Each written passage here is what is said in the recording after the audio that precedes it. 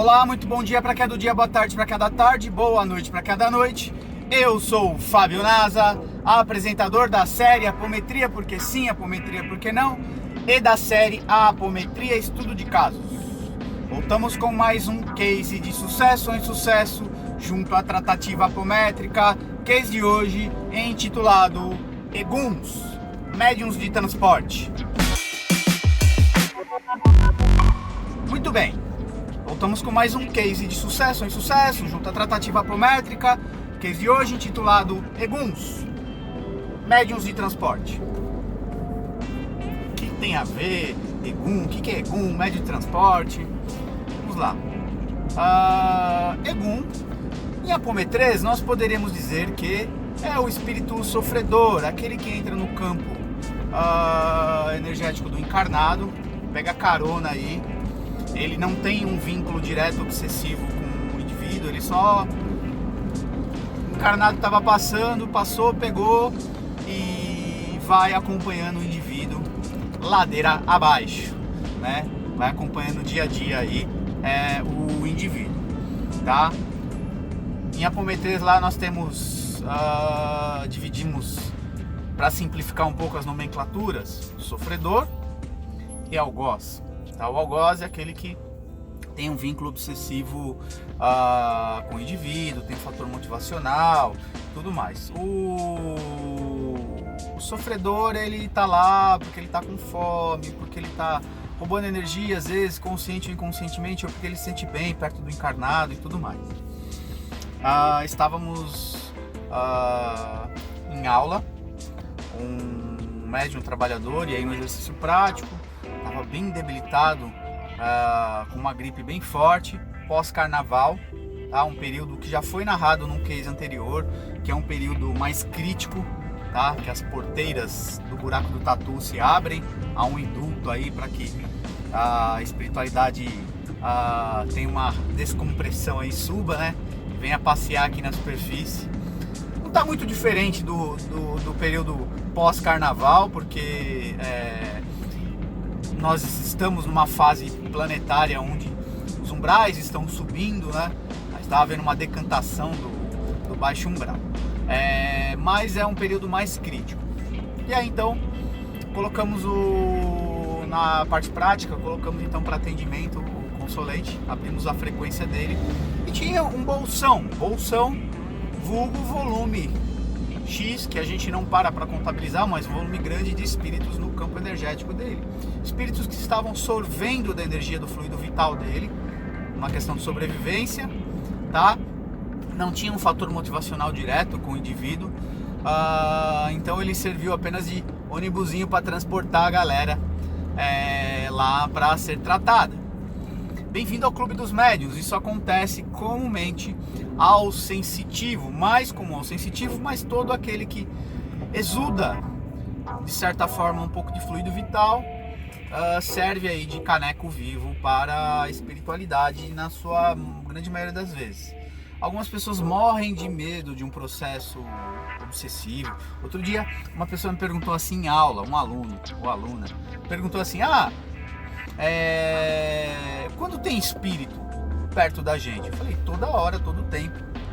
Na hora que você está tomando banho, provavelmente tem espíritos lá, tá?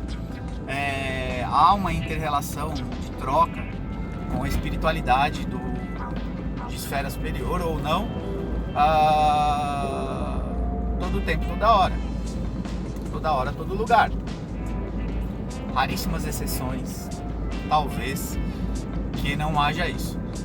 O sensitivo, ele fica mais suscetível ainda porque ele percebe esse campo ou não, né?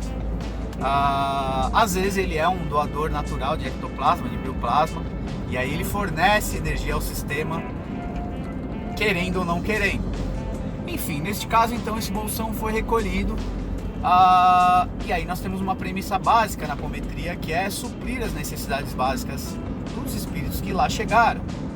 Dar banho, trocar de roupa, fazer barba, corte de cabelo, ofertar comida, água, isso plasmada pelos tarefeiros, tá? Se vocês estudarem a escala de Maslow, aí vocês vão entender dar suprir as necessidades básicas de segurança, alimentação, de bem-estar, para depois dialogar com, se é que vai haver diálogo com os espíritos.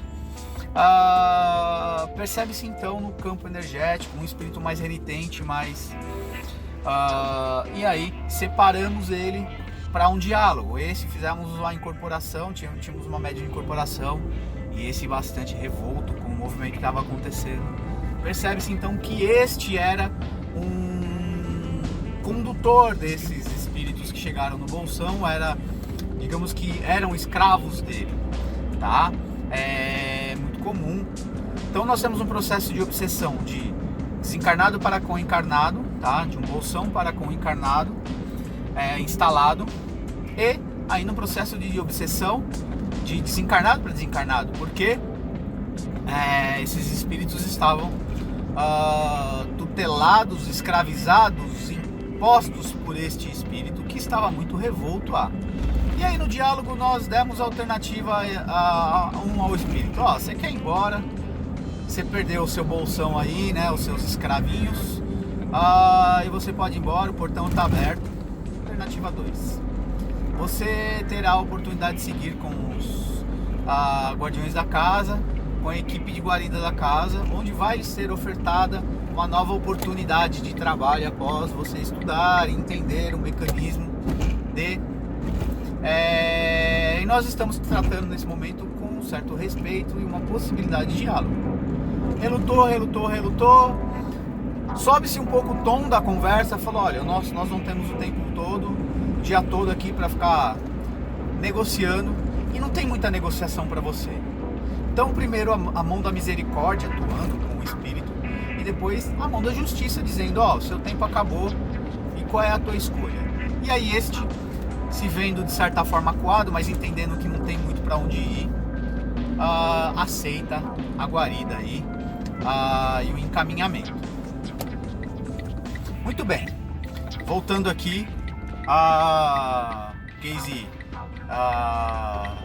interrompido temporariamente, porque a gente está passando aqui por um acidente, passando aqui por um acidente na pista, então careceu de uma concentração maior.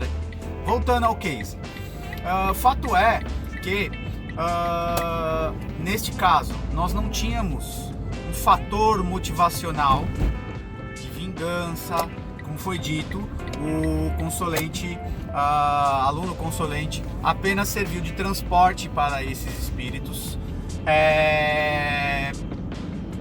por isso que a gente coloca eles na qualidade de sofredores, salvo conduta. Ainda o indivíduo que era o algoz dos espíritos, né, que era o comandante, o chefe, o escravizador ainda ele não tinha fator direto com o consulente. Talvez ele estaria trabalhando para instâncias ainda superiores, como um ladrão de energia, ou apenas subsistindo aí com a sua microegrégora formada, seus micro-universos, seus asseclazinhos aí, em função dos seus interesses próprios, tá? Neste caso não investigamos instâncias maiores, porque não havia necessidade dele. Isso é muito comum de acontecer. Isso é solucionável não só com a ferramenta apométrica, mas com qualquer outra ferramenta convencional aí, desobsessão tradicional, dando uma gira convencional, isso seria solucionável, mas a ferramenta apométrica acaba dando mais clareza aos fatos, e contabilizando um volume grande aí de espíritos recolhidos aí no mecanismo de transporte do médium. Ele foi um instrumento nem puxão de orelha o médium aluno recebeu. A gente brinca que às vezes a espiritualidade dá uns puxão de orelha e fala, você ficou na gandaia aí, toma cuidado onde você circula, onde você anda, tal. No contexto de educar a pessoa também, quando necessário, mas neste caso o médium apenas foi uma ferramenta de transporte. Bem-vindo ao Clube dos Médiuns. médiums, né? Não tem muito o que fazer para evitar este processo. Com relação, ele já estava instalada a gripe, porque com o roubo de energia a imunidade dele caiu, e aí ele sofreu aí as consequências de um resfriado, de uma gripe, vírus instalado, incubado, vai cumprir um ciclo aí de alguns dias, o corpo se restabelece e aí segue o fluxo. Não tem muito o que fazer a não ser cuidar desta contraparte física, parte fisiológica do indivíduo com as devidas tratativas normais do cotidiano. Ok? Encerramos mais um case de sucesso, insucesso junto à tratativa apométrica. Acessem o meu site www.fabionasa.com.br. Acessem EADVP, nossa plataforma EAD, curso gratuito de formação de campo de força. Talvez o campo de força teria evitado, ou não, né? Ou atenuado o impacto. Talvez ele tivesse transportado as pessoas, os espíritos, mas sofrido um impacto menor, roubo de energia. Talvez. Nunca se sabe. Compartilhem, divulguem e até a próxima. Beijo a todos.